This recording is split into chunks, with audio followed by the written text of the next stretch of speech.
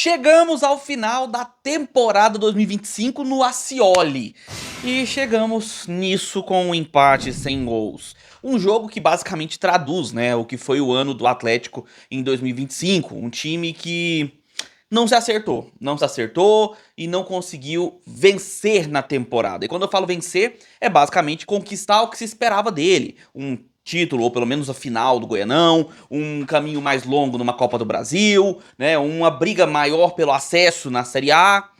Não foi o que aconteceu. E o Atlético terminou sua temporada em sua casa, empatando em 0 a 0 com o Operário, que brigando entre aspas, e bota muito entre aspas, contra o rebaixamento. O Operário empata e com esses resultados, somados aos outros resultados da rodada, pelo visto, se livra totalmente dessa possibilidade. Possibilidade minúscula, mas que também mostra que o próprio Operário aprendeu o básico. Ganhar estadual não quer dizer nada. E é claro que eu vou falar sobre esse jogo. Eu sei que às vezes você pode até pensar que não tem muito o que se conversar sobre isso, mas eu vou trocar uma meia dúzia de prosa com você e explicar um pouquinho dessa parada que a gente teve no Ascioli, esse jogo em 0 a 0. Tudo isso depois da vinheta.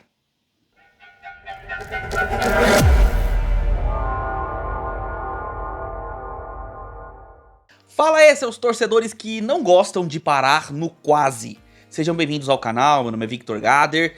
Sem mais delongas, as escalações aqui na tela. Eu já peço que você deixe seu like. Se você chegou até aqui, tá curtindo o vídeo, clica aí no like, se inscreve no canal, marca o sininho para receber as notificações, clica no botão hypar, compartilha o vídeo, todo aquele pacote da plataforma que ajuda demais. Eu peço agora no comecinho para você não esquecer, beleza? Então vamos lá. Começando pelo visitante, o Operário, que chegou com 44 pontos, se não me engano, ou 41, posso estar enganado. Achei 41 pontos, não lembro a pontuação certinha, mas o Operário chegou, teoricamente, com riscos de rebaixamento. Riscos pequeniníssimos, mas existiam.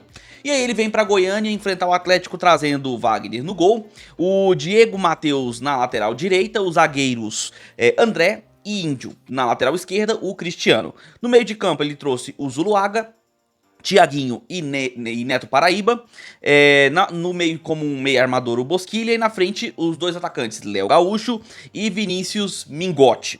Visitando o Dragão, que, cara, temporada do Atlético acabou, agora é só pensar em planejar 2026, e para isso é importante que o Atlético teste alguns jogadores. É natural que jogando em casa o Atlético não fosse fazer grandes alterações táticas, mas fez pequenas mudanças. Vamos lá. Ele veio com o Paulo Vitor no gol, o Valdir Júnior mais uma vez começando na lateral direita, o Adriano Martins e o Tito na zaga, nossa zaga titular, o Guilherme Romão como lateral esquerdo, também o titular.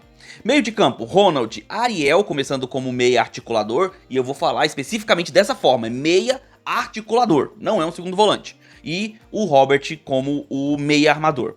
No ataque, Jean Dias jogando pelo lado direito, o Federico Martins caindo pela esquerda no lugar do Yuri e o Lelê centroavante.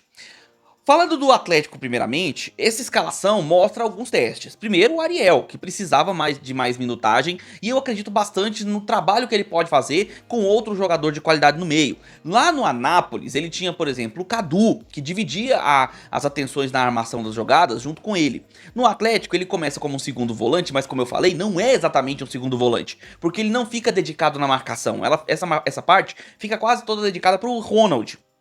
Aí tem o Robert auxiliando ele, participando, caindo mais pela direita na realidade. E tem, obviamente, o espaço deixado por essas peças para ele poder trabalhar. Na frente, o Yuri, pra mim, não é mais teste. O Yuri é o jogador que deve ser o titular no ano que vem, provavelmente.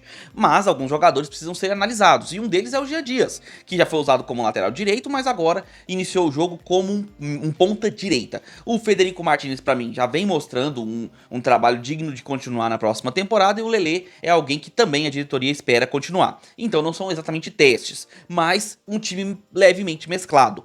Enfrentando o Operário, que, como eu falei, ainda tem essa briguinha ali, né, contra o rebaixamento. Mas a ideia do Operário jogando fora de casa, e não foi uma grande passagem do Operário jogando fora dos seus domínios, é buscar o jogo por uma bola. E no primeiro tempo, o Operário foi Mingote contra o resto. Porque o Operário só tinha bola longa pro Vinícius Mingote e eventualmente o Léo Gaúcho brigarem a bola. Era só isso que o Operário tinha. Em contrapartida, o Atlético chegando toda hora pelo lado direito com os cruzamentos dos Jean Dias. E infelizmente também era só isso.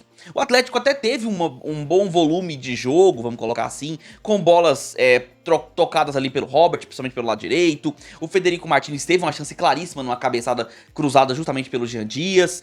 E assim, o time tentava participar do jogo. Os jogadores tocavam bastante na bola, o Ariel participando bastante e tal, mas não havia criação. O que tinha era cruzamentos, todos eles vindos dos pés do Jean Dias. O Valdir Júnior muito mais recuado, muito mais postado como um lateral defensivo, soltando mais o Guilherme Romão, que é exatamente isso que tem que acontecer mesmo. O Guilherme Romão tem que aparecer mais na área, mais próximo da área, afinal é um lateral ofensivo, enquanto isso o outro lateral que tiver, no caso foi o Valdir Júnior, ficando mais recluso para segurar a bola ali na parte defensiva. Do lado do Operário, Zuluaga e o Thiaguinho, meio de campo, tentavam fazer a marcação ali, tentavam sustentar a marcação, o que dificultava o Atlético a criação de jogadas. Mas a verdade é que os dois times estavam lentos, não tinha muito o que brigar. O Operário, sinceramente, eu não acho que ele acreditasse, os jogadores acreditassem que tinham riscos reais, assim, que precisava lutar pra caramba pra conseguir vencer o jogo. Até porque Atlético, Botafogo de Ribeirão Preto, Ferroviária, todos eles estão muito mais complicados do que o Operário. Então ele veio com um jogo mais cadenciado, buscando no máximo correr por uma bola. E o Atlético nesse tal dos cruzamentos também não levou tantos perigos quanto se esperava. Isso no primeiro tempo. Porque aí no segundo tempo o Atlético começou a fazer mudanças, começou a trocar jogadores e o Operário fez um segundo tempo melhor do que o Atlético. O Operário teve várias chances, cara, mas várias chances de chegar pra finalizar. Não que ele tenha tido grandes chances claríssimas de gol. Teve, por exemplo, um cruzamento que passou na frente da área que ninguém conseguiu tocar. Teve uma bola que foi mal tirada ali pelo Luizão, que acabou sobrando pro jogador do Operário e ele dividiu com o Paulo Vitor, e o Paulo Vitor salvou o lance. Teve outras defesas do Paulo Vitor importantíssimas no segundo tempo. No segundo tempo, com a entrada do Léo Silva, por exemplo, Daniel Amorim também entrou, o próprio Rodrigo Rodrigues, tiveram mais chegadas, mais pressão ofensiva. Não que fosse realmente uma pressão, mas o Operário até teve algumas chegadas perigosas, principalmente quando pegava a defesa no mano a mano. E do lado do Atlético, entrou o Yuri, entrou o Raí, entrou o Ezequiel Han no meio, entrou o Thalisson, que até entrou relativamente bem, diga-se de passagem. Mas, cara, o time piorou.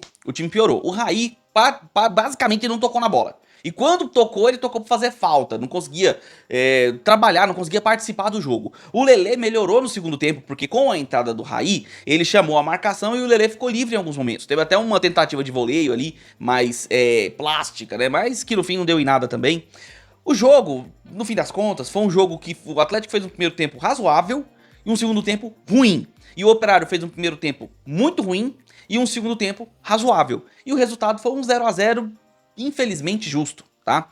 Um 0-0 que é triste, cara, é uma despedida triste para pouco mais de 2.000 torcedores no Ascioli, uma despedida que mostra que realmente o ano de 2025 pro Atlético foi aquele ano pra deixar pra lá, sabe? Pra ignorar, pra utilizar as coisas erradas que aconteceram como aprendizado pro ano seguinte, pra montar uma base, aproveitando que o Atlético montou o time só no final de setembro, aproveitar esse time e tirar o melhor desses jogadores pro ano que vem, manter o seu técnico, o Lacerda deve continuar na minha opinião, continue os testes contra a Chapecoense, sei que tem muito torcedor que vai querer que o Atlético entregue o jogo, né, pra disputa contra o Goiás ali na questão do acesso, mas independente disso, ignora essa questão, pensando no Atlético, leve jogadores pra testar, teste algumas opções ali no ataque, na defesa, porque esse é o momento. Temporada vai acabar, vamos ter aí já dezembro chegando por aí, pro Atlético ter uma pré-temporada, e é preciso, porque o campeonato começa logo em janeiro, no dia 7. Não tem tempo a perder, o Atlético precisa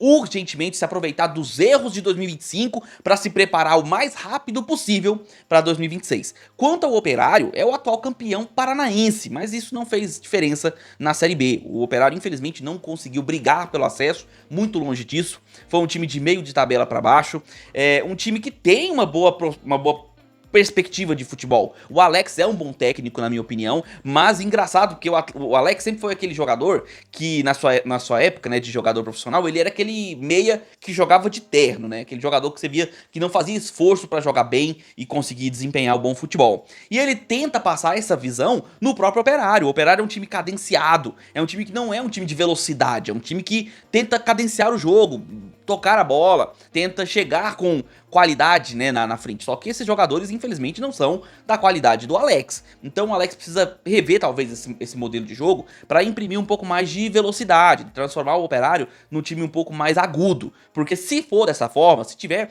um pouco mais de finalização a gol, um pouco mais de conclusão de jogadas, o Operário talvez possa ser um time mais perigoso do que foi em 2025. E terminam no meio da tabela, ainda tem mais uma rodada, mas pros dois, sinceramente, eu acho que não vale nada. O Operário realmente não tem riscos pra mim de cair, eu acho que acredito que, inclusive, matematicamente ele já nem corre mais esse risco. E o Atlético é só testar jogadores, vai ter o tal do entrega, né, da torcida pra prejudicar o rival. Mas ignora isso, esquece isso, vai pra Chapecó pensando em testar as opções que o Atlético tem. Precisa se preparar pro ano que vem. Mas e aí, o que você achou dessa despedida, né, do Atlético no Ascioli? O que você esperava de ver desse jogo? O que você esperava pra essa reta final aí da temporada? Acredita que do lado do Atlético você consegue aproveitar boa parte desses jogadores para 2026? Quais jogadores do Atlético você quer que fique para 2026? E quem você realmente não faz mais questão no elenco? Coloca aí nos comentários a sua opinião sobre isso. E você, torcedor do Operário, primeiramente, eu até peço desculpas aqui por não estar mostrando o escudo do Operário, teve um probleminha no arquivo, mas eu quero saber a sua opinião também. Você, desse elenco do Operário, quem você quer que permaneça pro ano que vem? Quem que você quer que vá embora, você já não quer mais ver no seu time? O que você achou da temporada? O título do Campeonato Paranaense satisfez você como torcedor ou esperava mais na Série B? Quero saber a sua opinião também. A análise do jogo continua com seus comentários aqui embaixo, beleza? Já vai deixando seu like, se inscreve no canal, marca o sininho para receber notificações sempre que sair um vídeo novo aqui no canal. E eu peço que você compartilhe esse vídeo com seus amigos, para que outros torcedores também recebam essa análise, assim como você. E quando você clicar no botão de like, vai aparecer o botão hypar.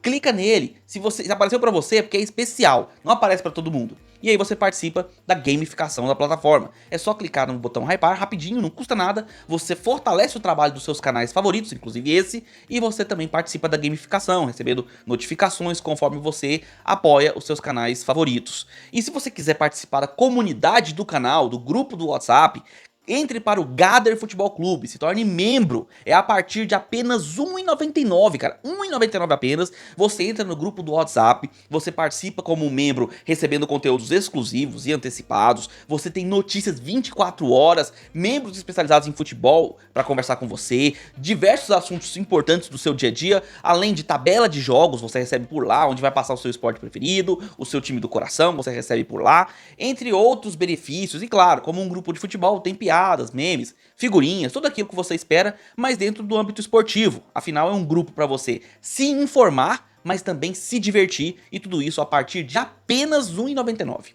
Beleza? Eu vou ficando por aqui, nós nos vemos nos próximos vídeos, um abraço de torcedor para todos vocês.